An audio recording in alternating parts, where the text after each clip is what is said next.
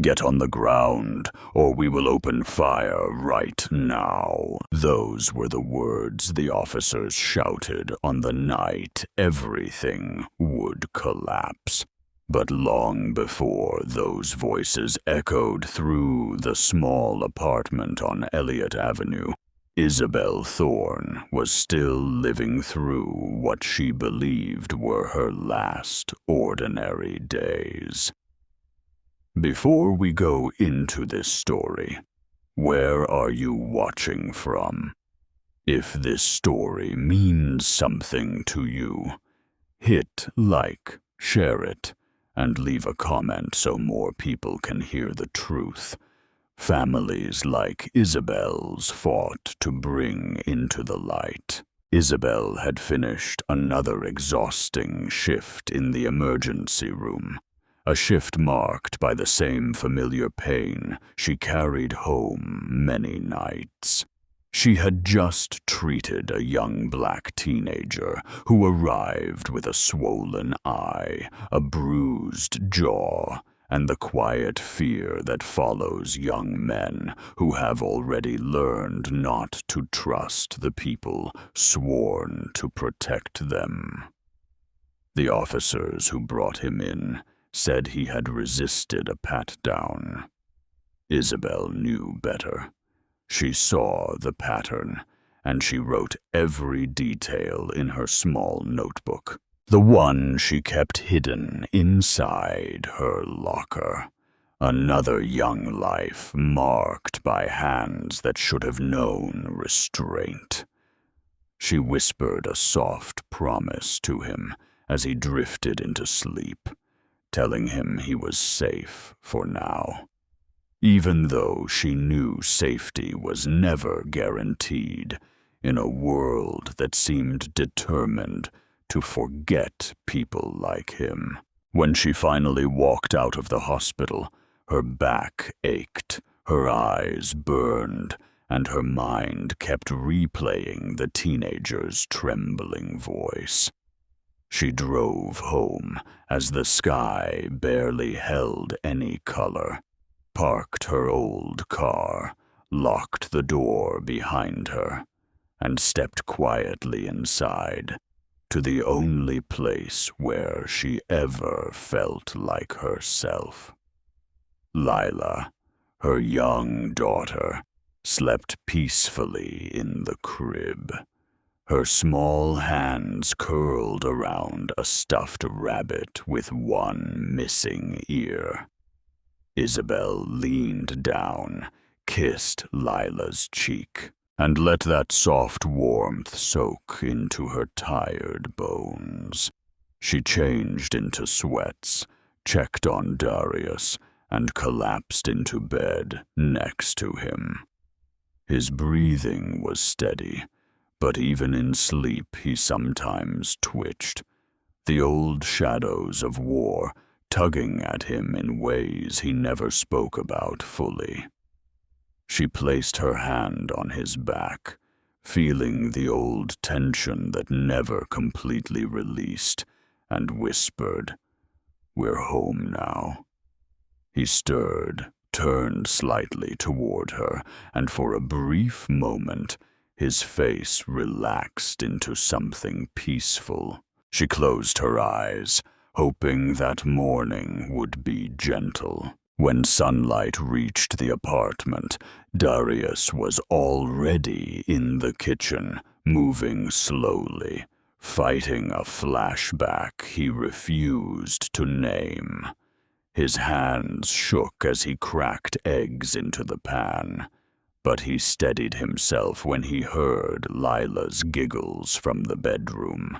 He breathed through the tremor, reminding himself that the war was gone, that he was standing in his own home, that the past had no right to claim this day. Isabel walked in, rubbing her eyes, smiled at him and said softly, "You were grinding your teeth again." He shrugged, trying to laugh it off, but she placed her hand on his arm. letting him know she saw everything he was carrying. She understood the weight without needing a long explanation. She had stood beside him through the worst nights, when he sat awake, whispering into the darkness that he should have done more to save men he'd already watched die. She always told him the same thing. "You came home. That's enough." They sat together at the small kitchen table. Lila climbed into Isabel's lap, wrapping her arms around her mother's neck with the simple trust that only a child can give. Darius watched both of them with a soft, guarded pride, as if they were the only proof he needed that he was still capable of building something good. Isabel told him she planned to speak at the city council meeting again, reminding him not to raise his voice when Councilman Dennis started dismissing the concerns of the black residents who lived in their neighborhood. Darius promised he would try, though everyone knew his patience ran thin whenever officials pretended nothing was wrong while families buried loved ones whose names barely made the news. Isabel leaned across the table and said gently, "We need them to listen, not shut us out because they think we're angry." He took a slow breath and nodded, wanting to honor her request, even when his heart felt like a tight fist. Later that afternoon, Isabel finished charting the notes from her shift and added the new entry to her private list of cases involving excessive force. She didn't know why she kept writing them down, only that it felt wrong to let those young people disappear into nothing. She believed someone needed to remember, even if remembering hurt. Lila tugged at her sleeve, wanting to play, and Isabel scooped her up with a smile that softened everything inside the room.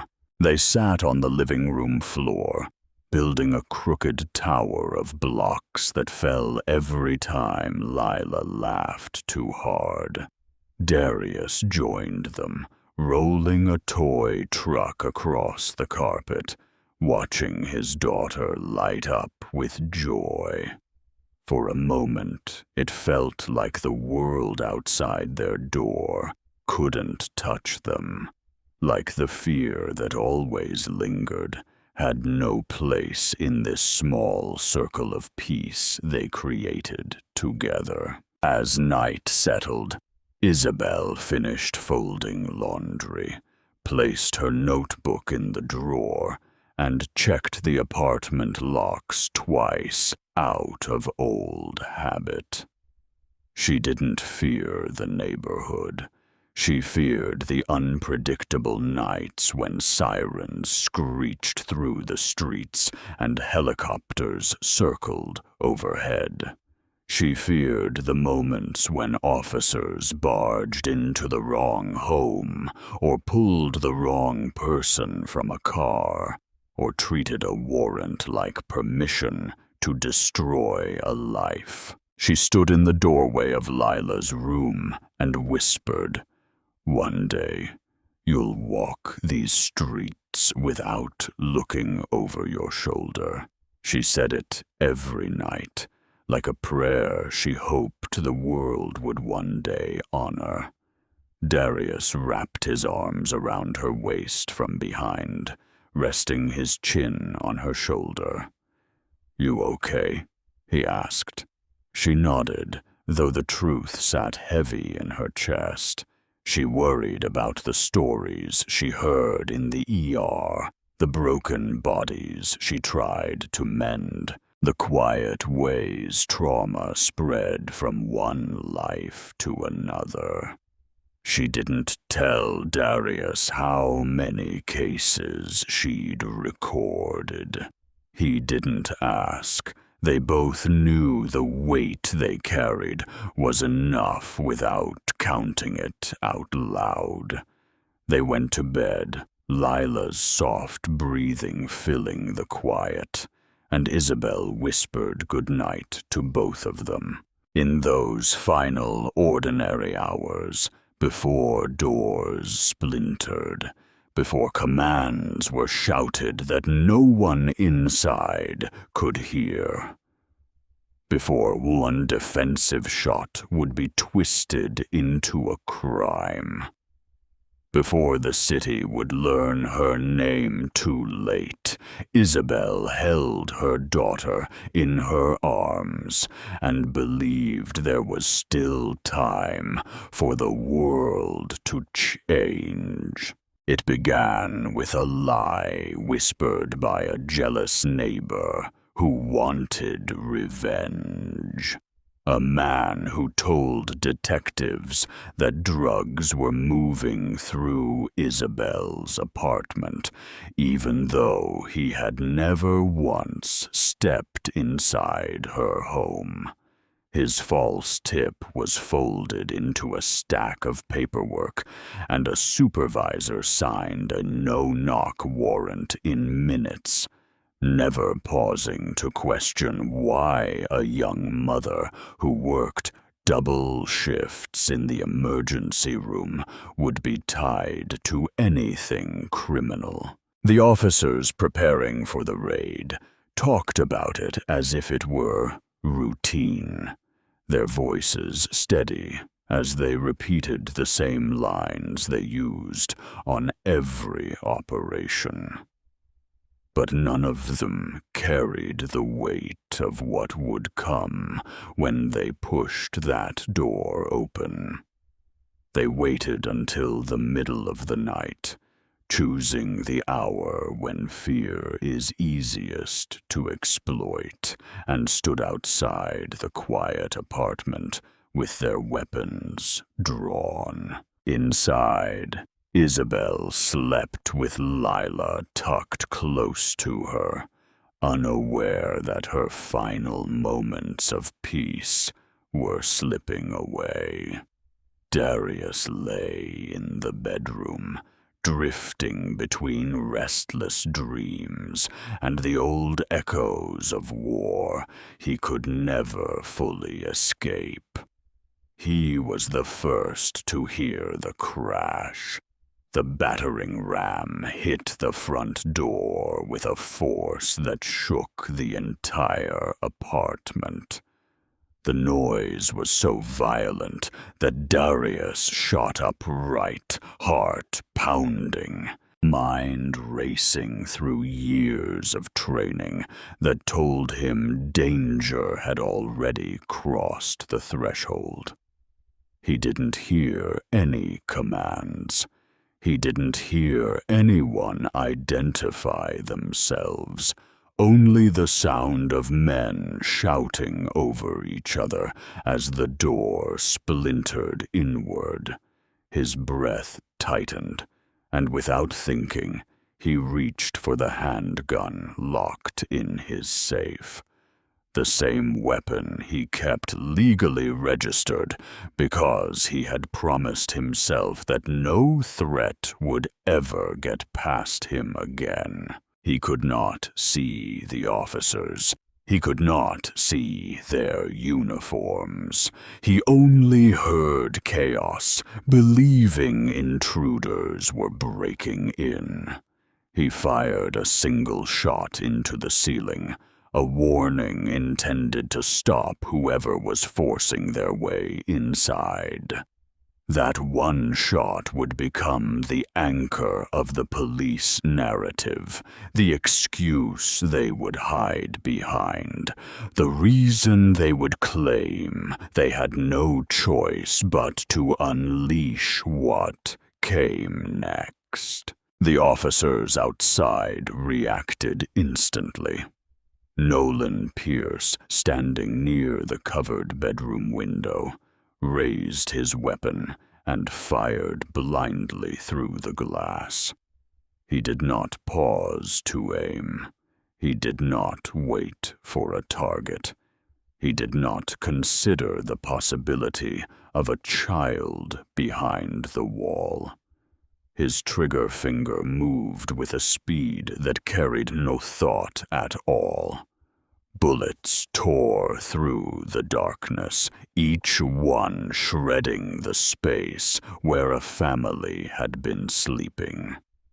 Other officers opened fire as well, their rounds echoing through the apartment in a violent rhythm that lasted moments but felt unending to the people trapped inside. Isabel grabbed Lila from the crib, clutching her so tightly that the child woke up screaming. She ran into the hallway, hoping someone would hear her voice, hoping someone would stop shooting, hoping someone would see her child and hold their fire. She called out over the chaos, yelling that they had called 911 for help. But her voice was drowned out by the shots that followed. Darius could barely see through the smoke and the shock. He shouted that a child was inside. He shouted that the gunfire needed to stop. He shouted because shouting was the only thing he had left. But the officers did not hear him, or chose not to. They kept firing into the home of a family who had done nothing wrong, a home that had never contained drugs, a home that had been chosen because someone wanted to settle a personal score. Isabel stepped into the hallway, with Lila pressed against her chest, her arms wrapped around her daughter's small body, her heart pounding with fear and determination. She took one step, then another, trying to shield her child. In that moment, one of Pierce's rounds struck her, then another and another, until her legs gave out beneath her. She fell backward onto the floor, arms still curled around Lila, trying to create a shield with her own body, even as life slipped from her grasp. Lila began screaming, a sound so piercing that it cut through even the gunfire. The officers did not stop until they realized no one was shooting back. When the last round fell silent, the hallway was filled with dust and confusion. Darius was dragged out of the bedroom in nothing but his boxers, his hands pulled behind him, his face pressed against the floor as officers shouted commands he could not make sense of. He asked where Isabel was. No one answered. He asked whether his daughter was alive. No one responded. An officer yelled that he was under arrest for attempted murder. Another officer claimed he had heard them knock. Another claimed he had seen Darius aim at them. None of it was true. None of it mattered in that moment. Darius was taken outside, without being given a chance to see what had happened to the woman he loved.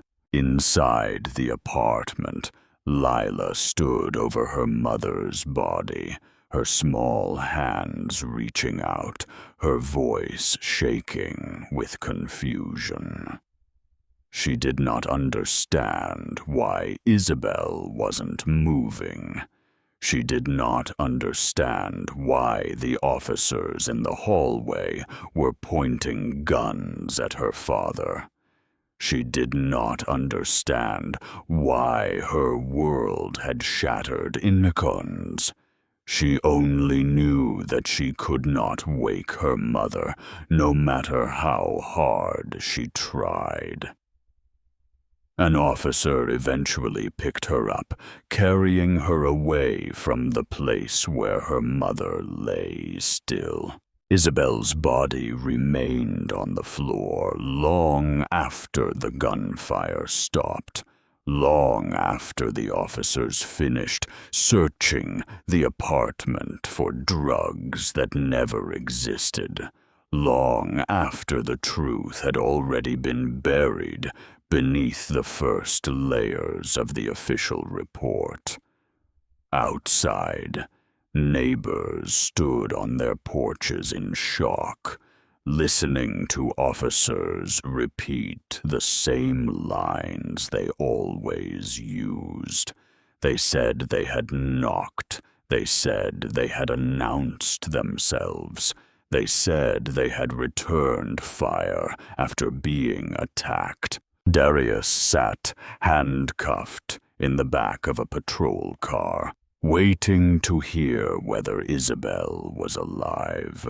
He would learn the truth only after dawn, when a detective informed him without emotion that Isabel had died in the hallway while shielding their daughter.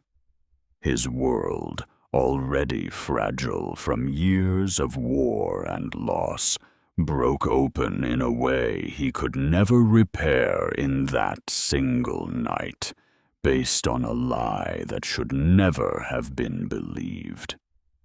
The life Isabel had built as a mother, a healthcare worker, and a quiet advocate for her community was erased in moments that felt endless. The officers walked away, claiming they had done everything right. Darius was booked into a jail cell and branded a criminal before the sol rose. Lila was taken to a relative's home, crying for a mother she would never see again. And the city began preparing a story to protect the people who had fired dozens of rounds into a home where a young family was sleeping. A story that would unravel only because the truth refused to stay buried in the first hours after the shooting, before Isabel's name reached the wider world. The police department moved with the quiet precision of an institution that had rehearsed its response long before this night. The initial statement was drafted within minutes, written in the calm, detached tone agencies use when they want the public to believe everything was justified. It claimed that officers had returned fire after being shot at during a narcotics operation. It stated nothing about a no-knock warrant.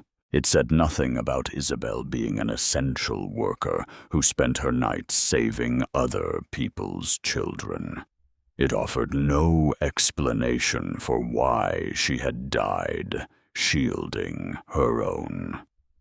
The department spokesperson repeated the lines with practiced smoothness, and local television stations ran the story without hesitation, displaying a stock image of police tape as if that were all the community needed to understand what had happened in those first hours.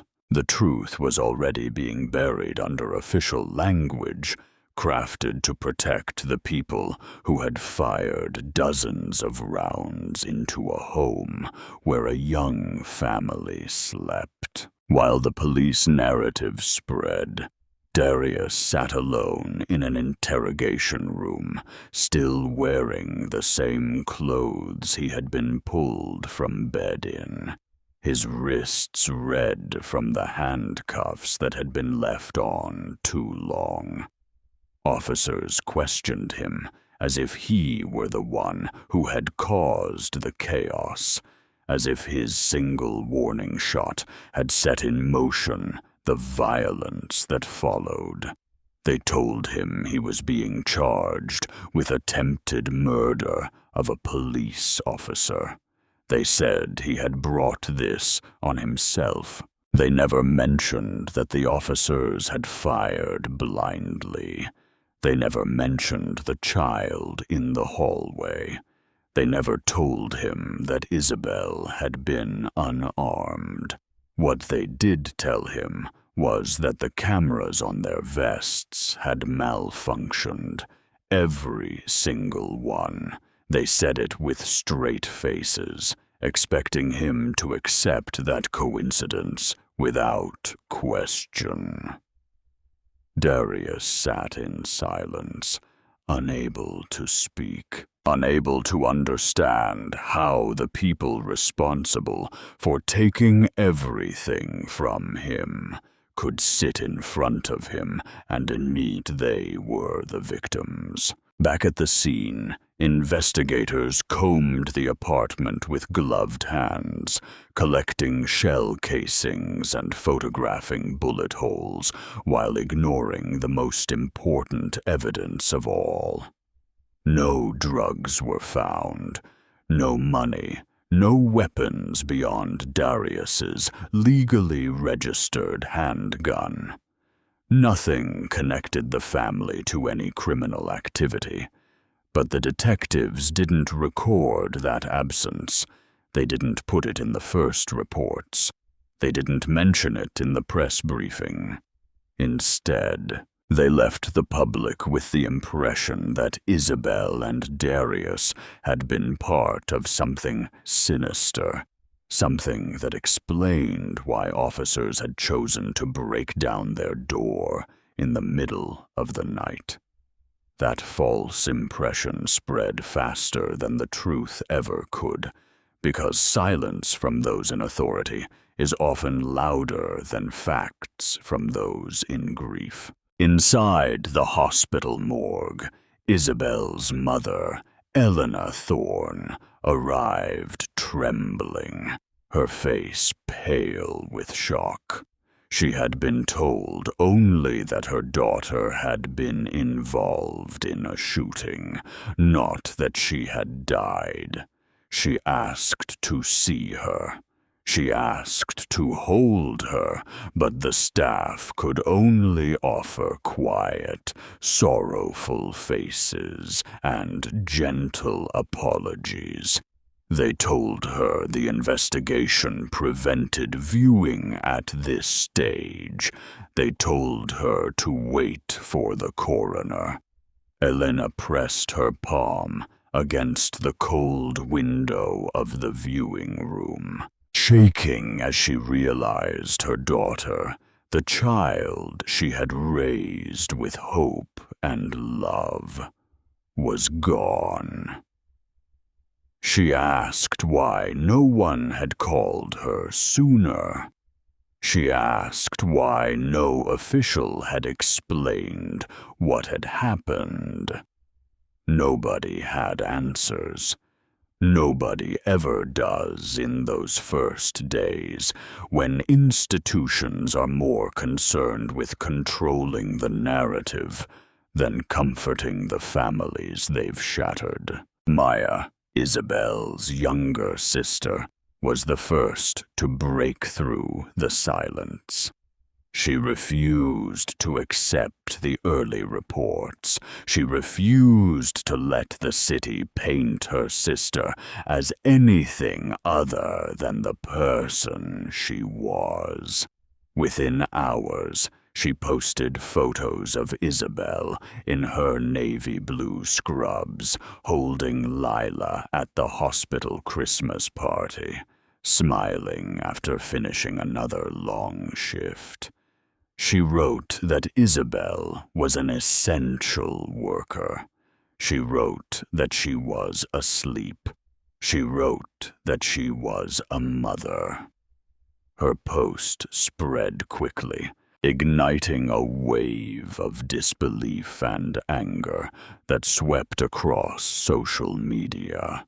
It was the spark that the city had hoped would never be struck, because the truth has a way of traveling through pain faster than lies can outrun it. By the next morning, protests had already begun forming near the police headquarters. People wanted answers. They wanted transparency. They wanted the department to admit that something had gone terribly wrong. Instead, the chief stood before the cameras and repeated the same lines written the night before, avoiding every question that demanded clarity. Reporters pressed him for details about the warrant, about the lack of body cam footage, about the number of rounds fired. He sidestepped each question with a calmness that felt rehearsed. He didn't mention Isabel's name. He didn't mention Lila. He didn't mention the fact that the apartment door was nearly ripped off its hinges.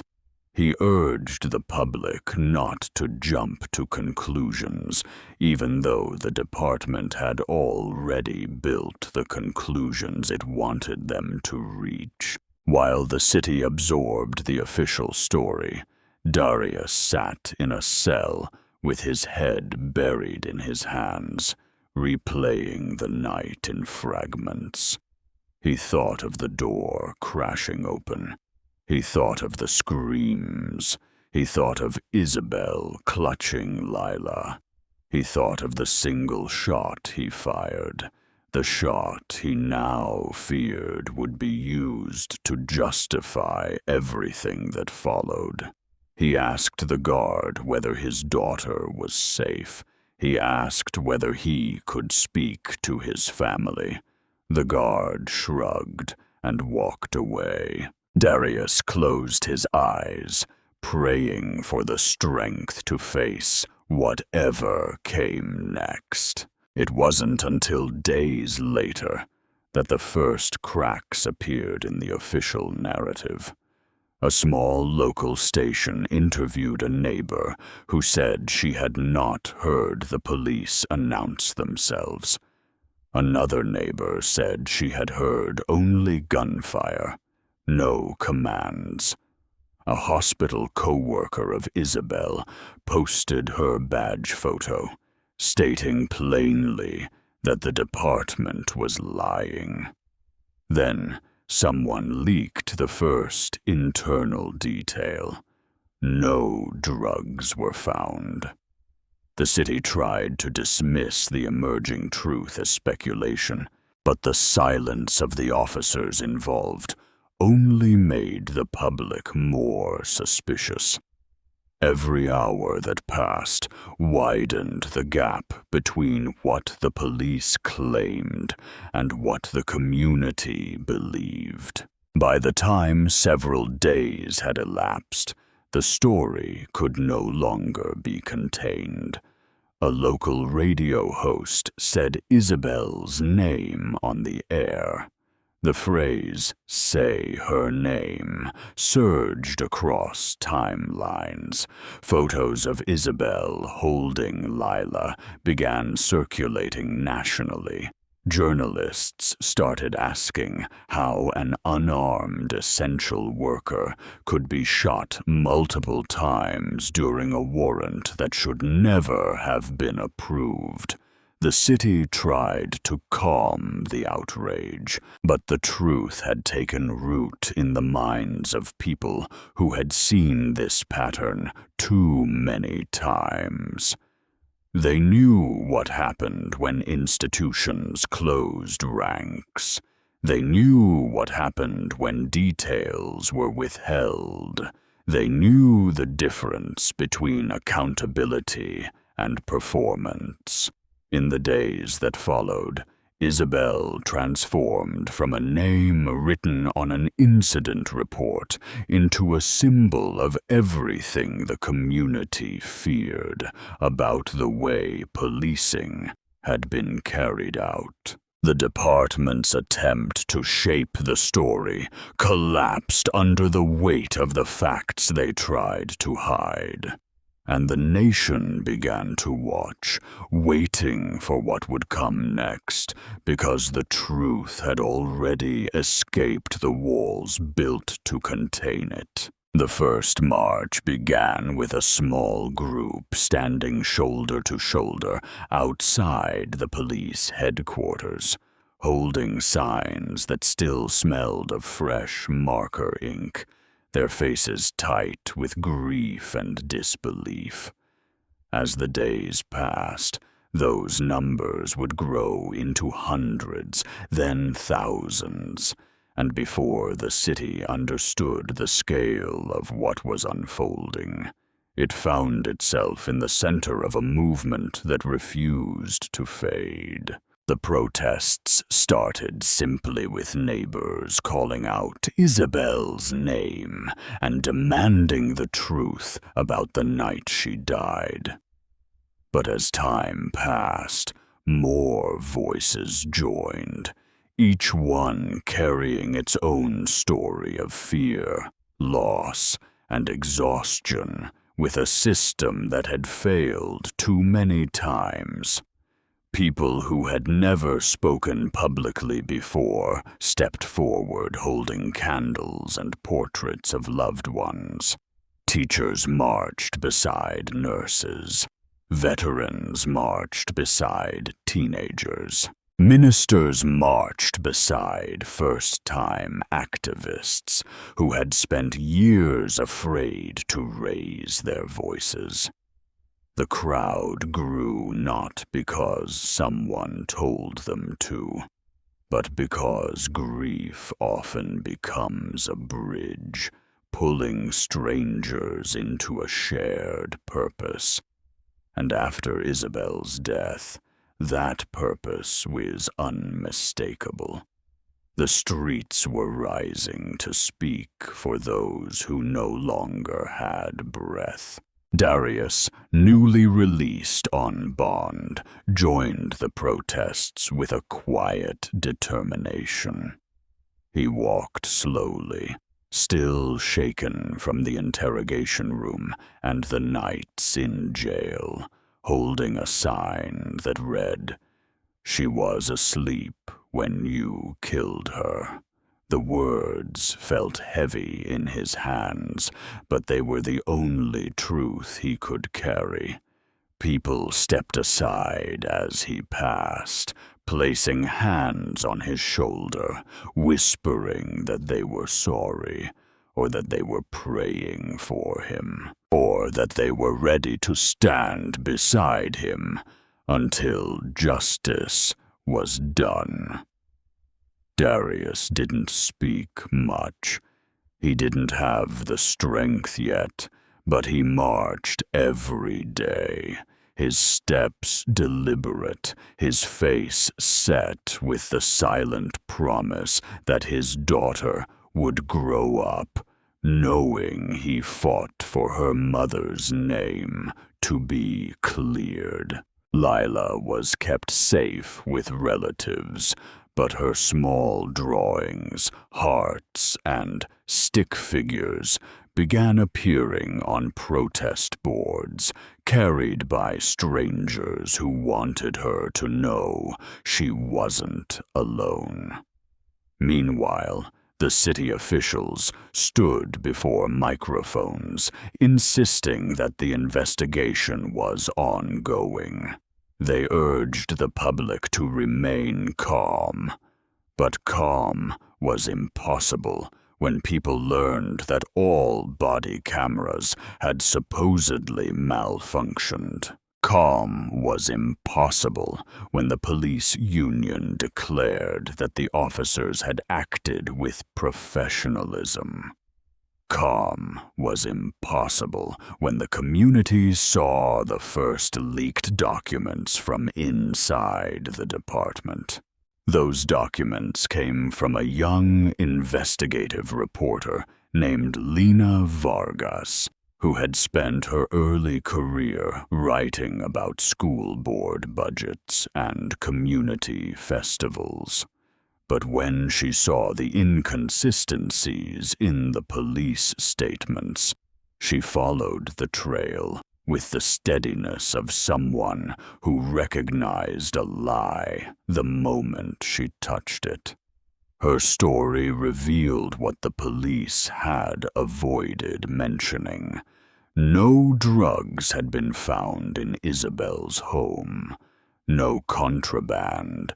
No evidence of any criminal activity. The warrant had been based on bad information from a source with a personal grudge, and officers had fired dozens of rounds into a crowded apartment without verifying anything. The moment Lena's report went live, the city shifted. People no longer asked what happened. They asked why it happened. They asked who approved the warrant. They asked why accountability was always delayed when the victims were black. Within days, the protests swelled to a size the city had never seen. Streets were filled with chants calling out Isabel's name, echoing through downtown day after day, night after night. The marches stretched from the courthouse steps to the heart of the city, moving with a steadiness that no one could ignore. Community leaders brought water and masks. Parents brought their children to learn what courage looked like. College students slept on sidewalks, determined to lose momentum. Drummers set a rhythm that kept the crowds unified. Ministers led prayer circles at the edge of each gathering. Nurses stood together holding signs that read, "She saved our patients. Who protected her?" City employees who had never attended a protest in their lives marched during lunch breaks, unable to return to work without feeling complicit in silence. And through it all, Maya, Isabel's younger sister, became one of the clearest voices in the movement. She stood on car roofs and makeshift stages, telling crowds that her sister was more than the headlines, more than the police statements, more than the quiet death the city hoped to bury. Isabel mattered, she said again and again. And you matter. And we're not going home until they admit what they did. The pressure mounted quickly. The city council called emergency meetings. The mayor's office prepared talking points that read more like apologies than explanations. Activists demanded accountability, not promises. At the same time, lawyers representing Isabel's family, led by civil rights attorney Julian Crow, filed motions that pushed for public release of the warrant and the internal communications behind it. Crow spoke with the precision of someone who knew the system wasn't built to deliver justice easily. She told reporters that transparency wasn't optional. She told them the community had been misled. She told them that if the truth was not released willingly, it would be exposed in court. Her calm voice carried more weight than the official statements issued by police leadership. The marches continued for many months, the longest sustained protest movement in the city's history. People marched through heat, through rain, through discouragement, through threats, through exhaustion. What kept them moving wasn't anger alone. It was love. Love for Isabel. Love for Lila. Love for a future in which no mother's name would need to become a rallying cry. Each night, families placed candles at makeshift memorials, lighting enough small flames to create a glow that reached down entire blocks on certain evenings. Darius stood near the candlelight holding Lila's stuffed rabbit, staring at the flickering rows of memory and grief. He didn't speak. He didn't need to. His silence had become its own kind of testimony. Behind the scenes, the Justice Department took notice. The scale of the protests, the leaked documents, the inconsistencies in the official statements, the pattern of similar incidents in the city's past, all of it forced the federal government to step in. A pattern or practice investigation was launched, signaling that the problems in the city were larger than one raid, larger than one set of officers, larger than one night gone wrong. It was a public declaration that something systemic had been exposed.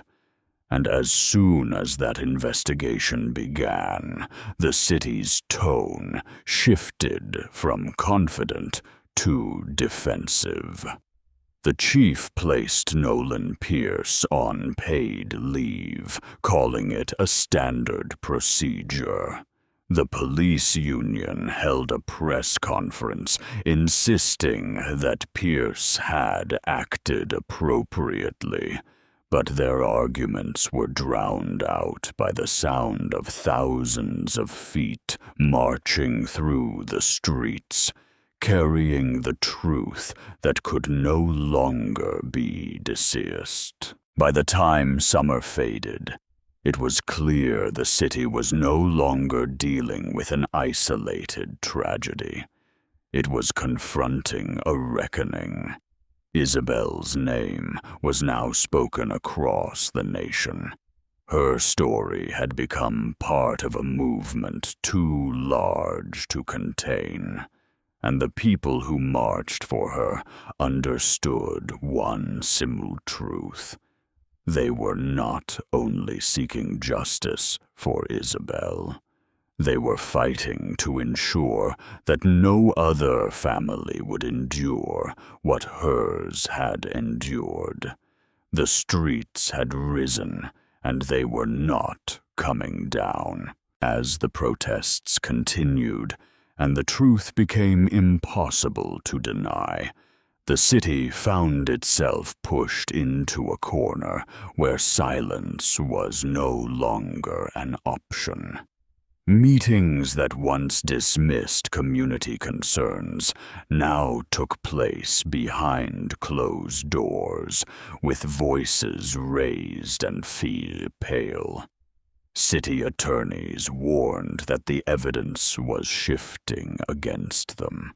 Advisors told the mayor that the public's patience had worn thin, and every day the crowds outside grew louder, chanting Isabel's name with a force that felt like a drumbeat in the city's chest. It was clear that the people were not going home. They were not accepting excuses, and they were not letting the city hide behind the familiar shield of ongoing investigation. The momentum demanded something concrete, something visible, something that acknowledged the life that had been taken and the damage that had been done. The mayor called Isabel's family into a private conference room. He thanked them for coming. He said he respected their grief. He said the city wanted to help begin the healing process. But the family had been listening to polite words for months. What they needed now was action. Julian Crow, the family's attorney, sat across from the officials with the calm precision of someone prepared for a long fight. She presented the facts in a steady voice. The false information used to obtain the warrant, the failure to verify the source, the dozens of rounds fired into a home with a sleeping child inside, the cover-up attempts in the first days, the lack of body cameras, the contradictions in the officers' statements. She told them plainly that the city was facing historic liability, that they could choose to act now or be forced into accountability later. The city attorneys exchanged grim looks, fully aware that juries remember stories like Isabel's for a lifetime. After weeks of negotiations that stretched late into the night, the city agreed to pay a substantial settlement to Isabel's family, the largest wrongful death settlement ever paid in the state. The amount was staggering, not because it could replace what was lost, but because it signaled something the city had never openly admitted, that Isabel deserved far better than what the system gave her. When the settlement was announced, reporters filled the room. Camera flashes reflected off tear-streaked faces. The mayor read from a prepared statement, acknowledging deep failures in the execution of the warrant. He said the city was committed to reform, but the family, standing quietly behind him, knew the truth. No amount of money would bring back Isabel. No settlement could erase the memory of her final moments. The money was not justice. It was an admission that justice was long overdue. The settlement included terms that had nothing to do with money. Community leaders insisted on reforms to ensure no other mother would face what Isabel faced. Civil rights advocates demanded changes to how warrants were approved. Medical workers called for independent oversight of use of force incidents, and activists pushed for something bigger, a statewide ban on no-knock warrants. The proposal moved quickly, fueled by public outrage and political pressure from every corner of the state. Legislators who had never spoken about police reform before now found themselves confronted by crowds in their districts holding signs with Isabel's name and asking how many more families needed to grieve before someone acted. Hearings were held, testimony was heard, and when Isabel's mother stood at the podium and spoke about her daughter's fearlessness, her compassion, and the way she had died protecting her child, the room fell silent. Her voice shook as she described the moment she learned her daughter had been killed. She asked the lawmakers what they would have done if it had been their child. She asked whether they would still defend a system that allowed officers to break down doors in the middle of the night without announcing themselves. Her words carried the weight of every mother who had lost a child to the same pattern of violence. And in that silence, the lawmakers understood the gravity of what they were deciding. When the vote came, the statewide ban on no-knock warrants passed with overwhelming support. Crowds outside the Capitol erupted in relief. Activists embraced one another. Families wept. Ministers prayed. It was more than legislation. It was a promise that the state would no longer allow secrecy and surprise to be weapons used against its own people. The law became known as Isabel's Law, honoring the broader national movement that had sparked years earlier. But now it carried Isabel's story as well. Her name became woven into the fabric of reform, a reminder that real change always comes at a devastating cost. Darius watched the news broadcast from his living room, holding Lila on his lap. He didn't smile. He didn't celebrate. He simply closed his eyes and whispered, "Your mother deserved to see this." Lila rested her head against his chest, too young to understand the magnitude of what had been done in her mother's name. With the settlement finalized, Darius used part of the funds to establish the Isabel Thorne Foundation, dedicated to supporting healthcare workers who face trauma, burnout, and workplace violence. The foundation also provided legal aid for families harmed by police misconduct. Darius believed that if Isabel had lived, she would have built something like this herself. She had spent her life caring for others, often without thanks. Now her legacy would continue in a way that carried her spirit forward. At the first board meeting, Darius sat at the head of the table, still wearing his old Marine posture, but his voice sore than it had been in years. He told the board members that the foundation wasn't about charity. It was about dignity. It was about giving people the support Isabel gave every day without asking for recognition.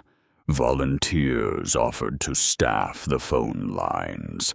Doctors pledged training hours. Social workers signed up to provide counseling.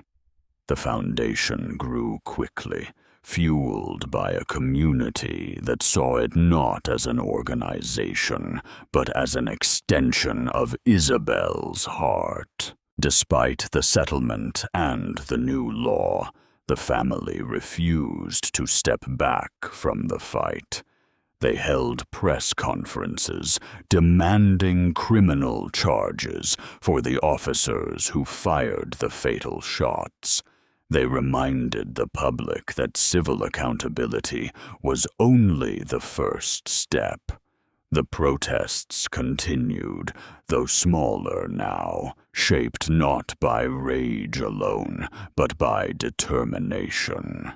Maya became a fixture at community forums, speaking with a strength that belied her grief. She told audiences that justice was not complete until those responsible faced the consequences of their choices. She urged people not to let the momentum fade. She reminded them that Isabel had been an essential worker, a mother, a daughter, a sister, a neighbor, and that her story was not a headline, but a call to action. Through it all, the family maintained a simple truth. Accountability was not vengeance. It was respect. It was acknowledgement. It was the only way a community heals. And as the state settled into a new chapter shaped by the law bearing a name rooted in tragedy, the people who had marched for Isabel understood that the path ahead would be long. But they also knew they had taken a step that could not be taken back. A step that honored Isabel's life. A step that turned grief into purpose. A step that proved that the voices in the streets had changed more than a city. They had changed the law. As pressure mounted from every direction, protests, leaked documents, national attention, and the relentless push from Isabel's family, the Justice Department moved forward with federal civil rights charges against the officers involved in the raid. For months, the city had insisted that the officers had acted within policy, but federal investigators uncovered details that left no space for excuses. They found text messages revealing that the source of the warrant had never been verified. They found that the officers failed to confirm whether the target of the warrant even lived at the address. They found ballistic reports showing that Nolan Pierce had fired blindly through a covered window without line of sight, without warnings, and without restraint. They found internal emails where supervisors questioned the reliability of the informant days before the raid, but approved the operation anyway. And when prosecutors assembled the case, it became clear that the raid wasn't a tragic accident. It was a chain of reckless decisions carried out by men who treated procedure as something optional. The trial drew national attention long before opening statements were delivered. Crowds lined the courthouse steps. News crews filled the sidewalks. Isabel's family sat in the front row every day, holding hands so tightly, their knuckles turned white. Nolan Pierce entered the courtroom in a plain suit, looking smaller than the uniform had once made him appear. He avoided the family's eyes, choosing instead to stare at the table, his jaw clenched, as if bracing for impact. The prosecutors spoke plainly, laying out the facts without theatrics. They described the false intelligence. They described the no-knock entry approved in minutes. They described the firing of dozens of rounds into a home where a sleeping mother held a child. They described Pierce's decision to fire without identifying a single target. And they described the aftermath, the lies, the omissions, the so-called malfunctioning cameras, the rush to paint Darius as the aggressor. The defense argued that Pierce had acted in fear, that he believed his fellow officers were in danger, that he responded the way any officer would under stress. But the evidence told a different story. Pierce had fired first. Pierce had fired blindly. Pierce had fired repeatedly, even after the apartment fell silent. And every explanation he offered was contradicted by the physical evidence. When the verdict was read, the courtroom seemed to hold its breath.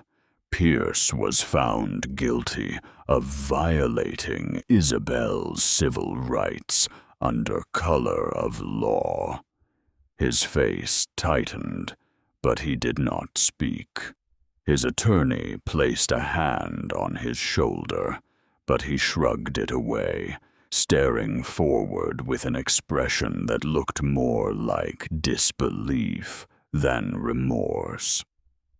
Sentencing came weeks later. The judge, a measured man who rarely raised his voice, spoke slowly, emphasizing each word so its weight would land exactly where it belonged. He said the raid reflected a grave disregard for human life. He said Isabel had been denied every right she was entitled to. He said Lila had been scarred in ways no child should endure. And he said Pierce's actions were not driven by fear, but by carelessness. The judge sentenced him to a multi-year federal prison sentence. A quiet stir moved through the courtroom. Some felt the sentence was far too light. Others were stunned that an officer had been convicted at all. But for Isabel's family, the moment was not defined by the length of the sentence. It was defined by the acknowledgement that what had happened to Isabel was wrong, unlawful, and unforgivable. Pierce lost far more than his freedom. His law enforcement certification was permanently revoked, ensuring he would never wear a badge again in any state. His marriage collapsed within months of his conviction. His children, tired of the harassment and threats directed at the family, eventually changed their last names to distance themselves from both the case and the backlash it created. His extended family left the state, fearing retaliation from both protesters and police supporters who blamed them for bringing shame to the department. Pierce had once walked the streets with confidence. Now he lived in a small federal facility, counting days, replaying the moment when his choices collided with consequences he never imagined. Chief Vance Keller fared no better, although he avoided criminal charges.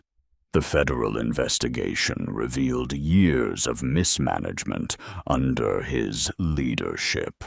Officials uncovered ignored complaints, outdated policies, and repeated failures to correct patterns of excessive force. Public pressure intensified until the mayor announced that Keller would be taking early retirement. It was a polite way of saying he was being pushed out. His departure did little to soften the anger felt by the community. 4 other officers involved in the raid were fired following internal reviews that confirmed procedural violations. 2 of them, overwhelmed by public scrutiny and internal departmental backlash, later died by suicide. Their deaths added another layer of grief and complexity to a city already scarred by loss, reminding everyone that unrestrained policing harms far more than its immediate victims. But the community refused to let the tragedy dilute the central truth. Isabel had been killed because the system had failed at every level. The consequences extended beyond individuals. The city's police budget was slashed by tens of millions after a series of heated council debates. Community oversight boards were strengthened. New training requirements were pushed through, despite fierce resistance from the union. The department entered into a consent decree with the Justice Department, mandating sweeping reforms, better supervision, transparent warrant procedures, de-escalation standards, and mandatory documentation for every use of force incident. Supervisors who had once ignored complaints now faced strict accountability. Officers who resisted the changes found themselves disciplined or removed. The culture of the department, long unchanged, was forced into a painful reckoning. Some officers chose to retire rather than adapt. Others committed themselves to rebuilding trust with a community that no longer accepted empty apologies. Through all of this, Isabel's family continued to move forward with a quiet strength that drew admiration from people across the country. They did not celebrate Pierce's downfall. They did not revel in Keller's resignation. They did not treat any of the firings or financial penalties as victory. They carried themselves with the dignity Isabel had lived with, insisting that justice was not about punishment, but about truth. Darius, though weary, spoke at community gatherings about the importance of accountability.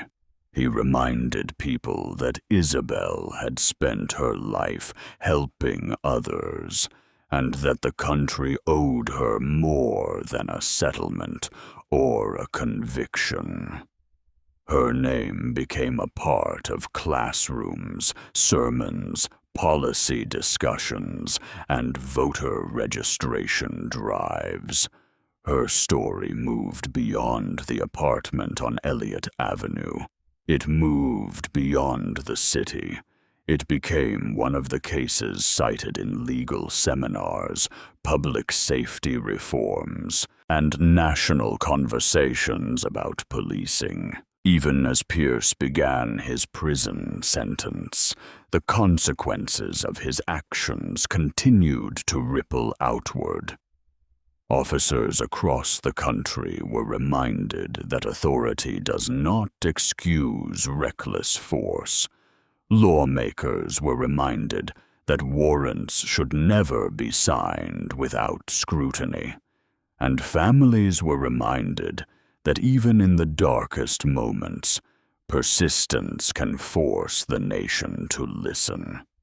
When the federal report was released, detailing the failures at every level of the department, many in the community wept, not out of surprise, but out of relief that the truth had finally been put into words by someone with the power to make it matter.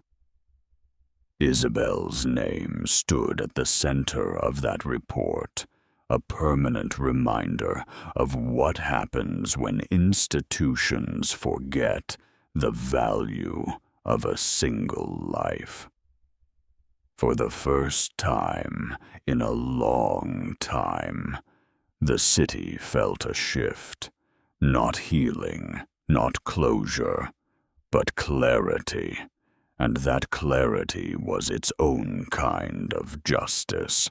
In the years that followed the trial, the city changed in ways that no one could have predicted on the night Isabel died.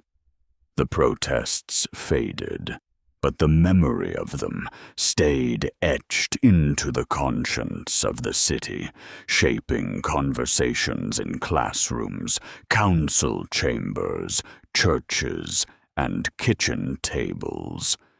People spoke her name with a softness that carried both sorrow and respect. Streets once filled with nightly chants now held community meetings where neighbors debated how to rebuild trust. Police officers attended mandatory training sessions that forced them to confront the failures of the past.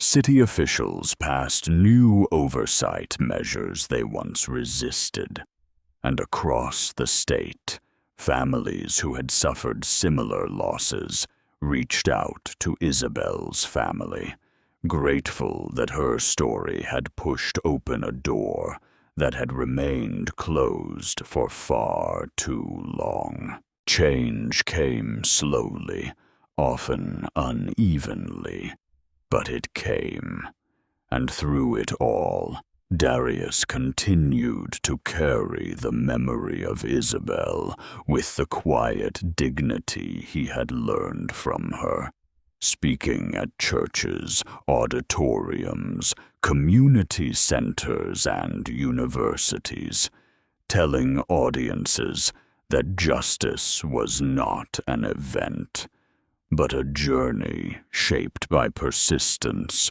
grief, and courage.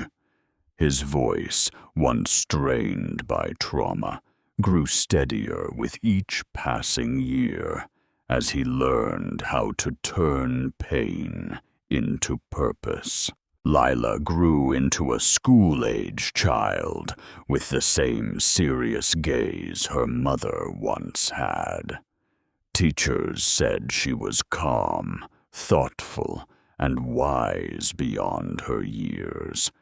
She asked questions most children her age would never think to ask.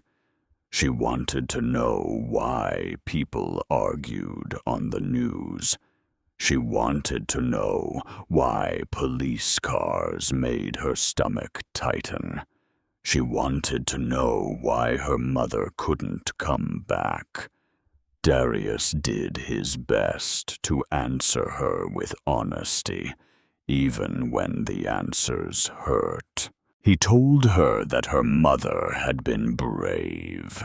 He told her she had saved lives. He told her she had loved Lila more than anything in the world. When the time came to explain what had happened, he spoke slowly, pausing when his throat tightened, choosing each word with care so the truth would land gently without breaking her spirit. Lila listened with the stillness of a child who understood more than she said aloud.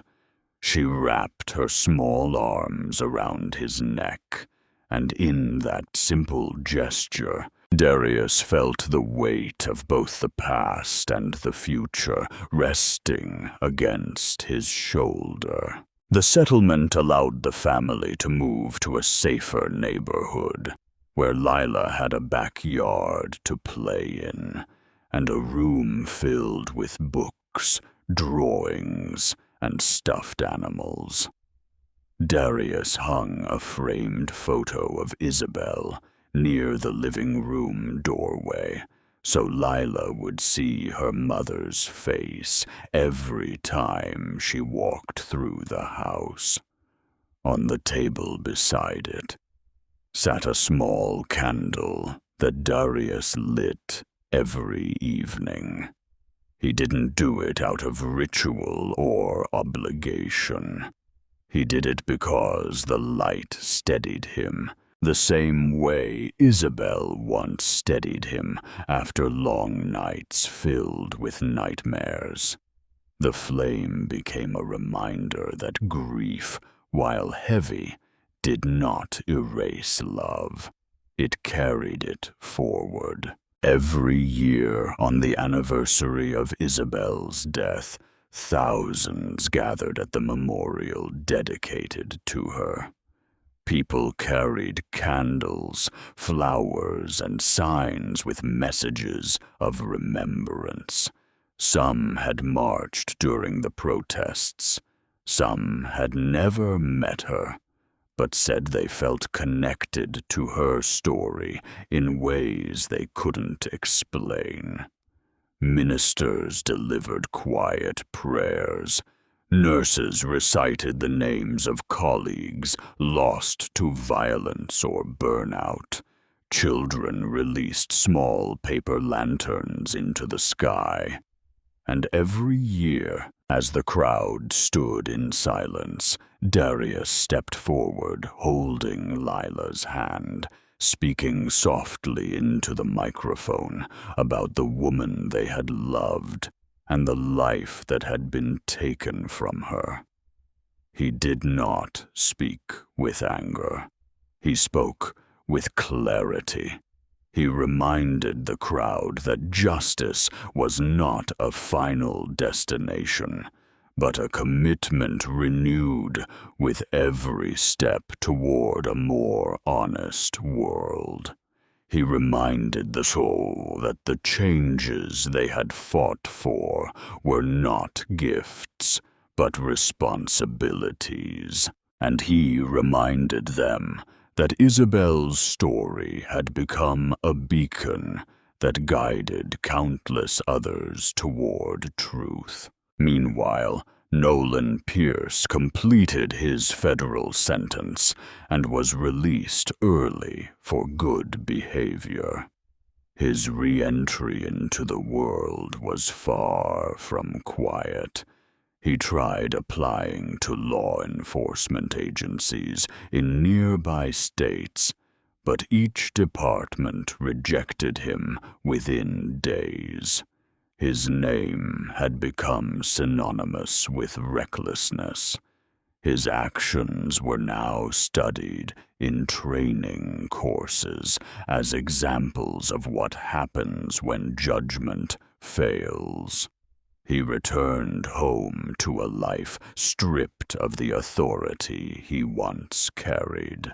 There were no crowds waiting for him, no colleagues offering support, no future in the only profession he had ever known. He lived quietly, avoiding public places, choosing to remain unseen in a city that had come to understand the consequences of granting unchecked power to people unprepared to hold it. His story became a cautionary tale, not just for officers, but for anyone who believed the badge excused carelessness. And though he resumed his life outside prison walls, the world he stepped into no longer welcomed him. Isabel's name, however, continued to grow far beyond the limits of the city. Schools taught case studies about the failures that led to her death. Universities held symposiums on policing reform, citing her case as a turning point in national conversation. Legislators across the country introduced bills inspired by the movement her story helped galvanize, and community groups named scholarships, clinics, and mentorship programs after her. The Isabel Thorne Foundation expanded, offering mental health support to healthcare workers, legal resources to victims of police misconduct, and financial assistance to families navigating grief. Its impact spread into rural counties and urban neighborhoods alike, proving that justice could take many forms. Not all of them delivered in a courtroom. Volunteers spoke often about the gratitude families expressed when they received help they never thought they could access.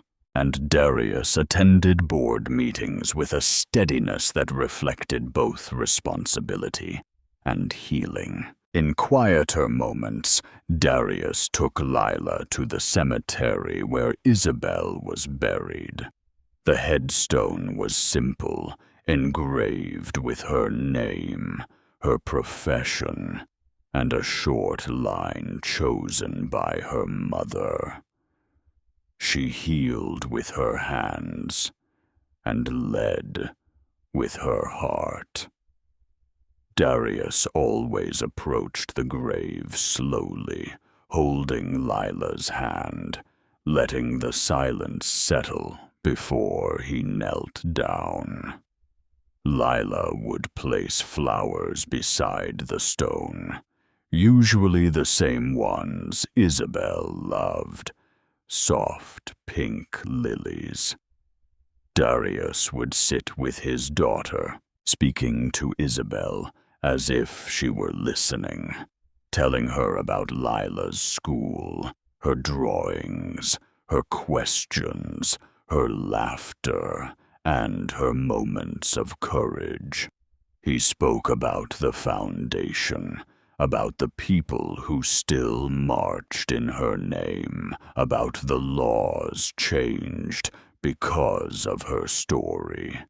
And when the words ran out, he placed his hand on the headstone, his voice barely above a whisper as he said, "You didn't die for nothing, baby. You changed a city, and you're still changing this country." Lila would lean against him, closing her eyes as the quiet settled in. Darius knew the path ahead would never be free of grief, but he also knew that grief had become part of their strength. It had pushed them forward. It had connected them to thousands who had lost loved ones in similar ways, and it had built a movement larger than any one person.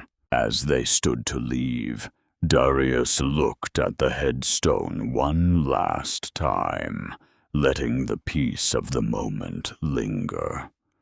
The light that Isabel carried in her lifetime had not been extinguished.